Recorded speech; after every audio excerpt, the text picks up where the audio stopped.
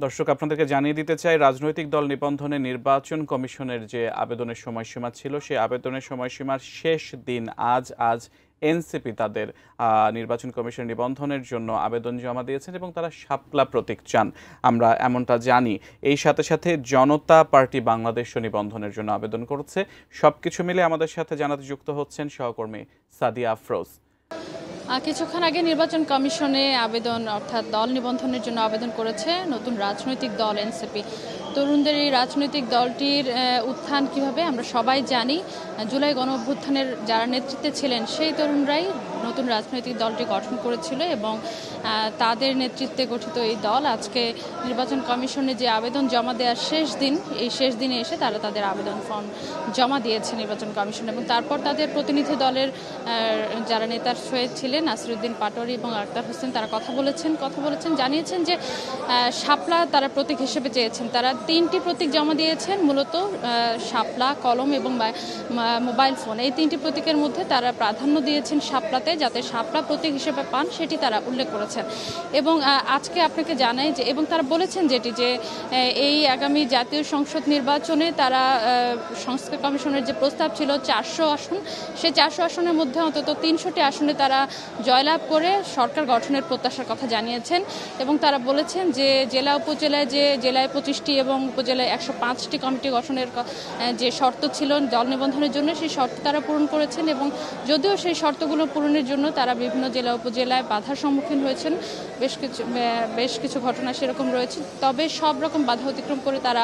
আগামী জাতীয় সংসদ নির্বাচনে জয়লাভ করে আসবেন সেই প্রত্যাশার কথা জানিয়েছেন এবং শাপলা প্রতীক হিসেবে পেয়ে তারা নিবন্ধন পাবেন সেই প্রত্যাশার কথা জানিয়েছেন। এখানে সাংবাদিকদের প্রশ্ন ছিল যেই নির্বাচন কমিশনের পুনর্গঠন তারা চান, সেই কমিশনের অধীনেই তারা আজকে নিবন্ধনের আবেদন করলেন, সেটি আসলে মানে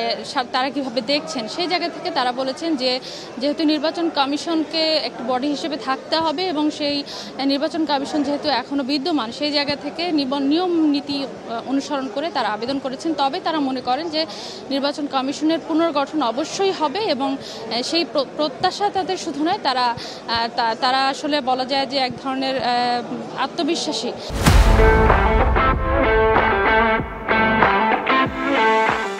সেই জায়গাটায় এবং সেই জায়গা থেকে তারা মনে করেন নির্বাচন কমিশনের পুনর্গঠন হবেই এবং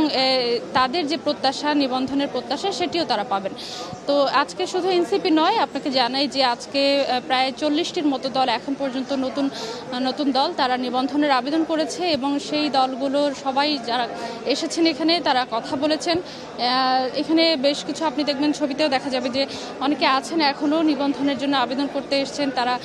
চেষ্টা করছেন আবেদনের জন্য। সময় আর মাত্র কয়েক মিনিট,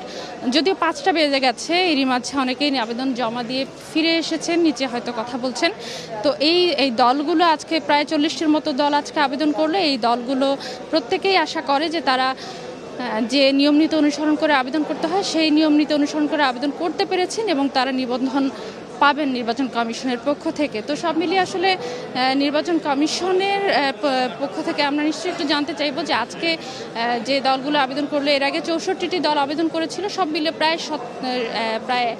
শতাধিক দল এখন পর্যন্ত নিবন্ধনের আবেদন করেছে এবং এটি সব মিলিয়ে কত সেটি আমরা নিশ্চয়ই নির্বাচন কমিশনের কাছে জানতে চাইব।